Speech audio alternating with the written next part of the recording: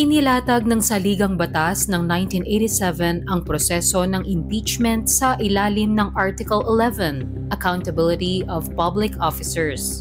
Pero hindi tinutukoy ng saligang batas ang tiyak na papel ng isang prosecutor. Sa paggulong ng impeachment ni Vice President Sara Duterte noong nakaraang linggo, inilabas ng Kamara de Representantes ang listahan ng mga prosecutor sakaling magkaroon ng special session ng Senado para dito. Ano nga ba ang ginagawa ng prosecutor? At sino-sino ang mga kongresistang tatayong prosecutor sa magiging impeachment trial? Dahil Kamara ang nag-aakusa sa impeached official, isang panel ng mga prosecutor mula sa mga miyembro nito ang kakatawan dito. Ang Senado naman ang magsisilbing impeachment court. 16 na boto mula sa 24 na senador ang kakailanganin para mapatalsik sa pwesto si Sara Duterte. Isa-isahin natin ang mga 11 mambabatas na tatayong prosecutor sa impeachment trial. Unahin natin ang kongresistang isa sa unang nanawagan ng pagpapatalsik kay Vice Presidente Sara Duterte. Kinatawan ng 3rd District ng Maynila ang abogadong si Joel Chua. Bagamat noong 2022 lang nahalal bilang mambabatas, naitalaga siyang chairperson ng Good Government and Public Accountability Committee. Ito ang komiteng nag-imbestiga sa mga alegasyon ng maling paggamit ng pondo ni VP Sara. Isa siya sa mga unang mambabatas na nagpanukala na magbitiw si VP Sara bilang kalihim ng edukasyon noong April 2024. Kinatawan naman ng nag-iisang distrito ng General Santos City si Loreto Ton at Charon.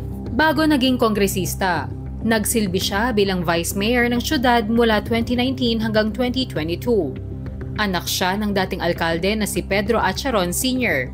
Ang kanyang nakatatandang kapatid na si Pedro ay naging kinatawan ng South Cotabato at alkalde ng General Santos City. Nagtapos siya sa Ateneo de Manila University Law School noong 1987. Kabatch niya si dating Interior Secretary Benher Abalos. Kinatawan ng 2nd District ng Antipolo City si Romeo Acop. Nagsilbi siya bilang kongresista mula 2010 hanggang 2019. Pinalitan siya ng kanyang asawa, si Resurrection Acop, na nagsilbing kongresista hanggang sa kanyang pagkamatay noong May 2021. Isa siyang retiradong general ng pulisya at miyembro ng Philippine Army Academy Magiting Class of 1970. Nagtapos siya ng abogasya sa Jose Rizal University noong 1986. Naging pinuno siya ng PNP Criminal Investigation and Detection Group. Bagong mambabata si Raul Angelo Gil Bongalon mula sa Ako Bicol Party List.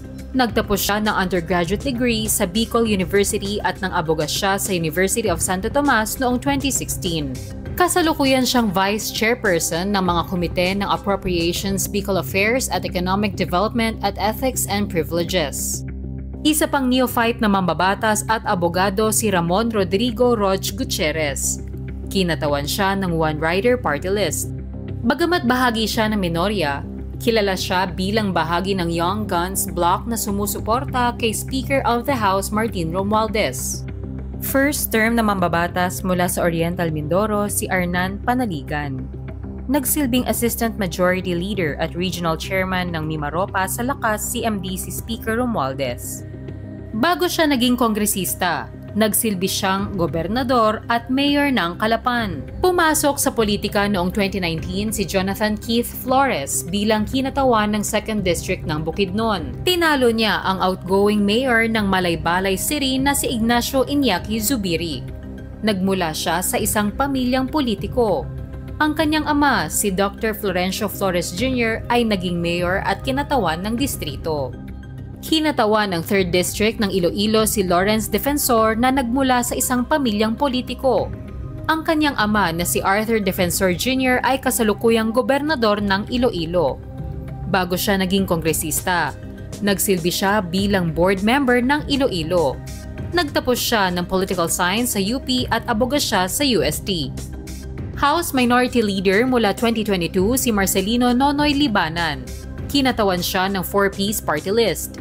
Kilalang politiko si Libanan sa Eastern Samar. Dati siyang Vice Governor ng Eastern Samar mula 1992 hanggang 1995. Naging kinatawan na siya sa Kamara mula 1998 hanggang 2007. Dalawa ang babae sa 11 prosecutor. Isa dyan ang kinatawan ng 2nd District ng Batangas na si Jervil Luistro. Wala siyang malaking posisyon sa Kamara, pero siya ang naging pinakakilalang baguhang kongresista dahil sa kanyang mga interpellation. Isa siyang dating prosecutor. Ginamit niya ang kanyang legal na kaalaman sa mga naging pagdinig sa Quad Committee sa issue ng Pogo at mga extrajudicial killings sa panahon ng administrasyon ni dating Pangulong Rodrigo Duterte. Kinatawan naman ng San Juan ang ikalawang babaeng prosecutor na si Isabel Maria Zamora.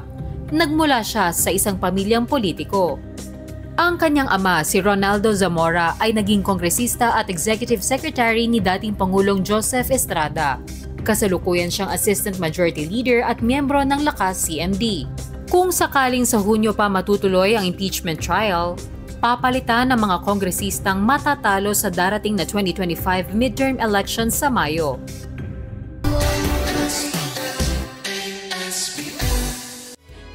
Together, Sunnet 25, Sunnet 25.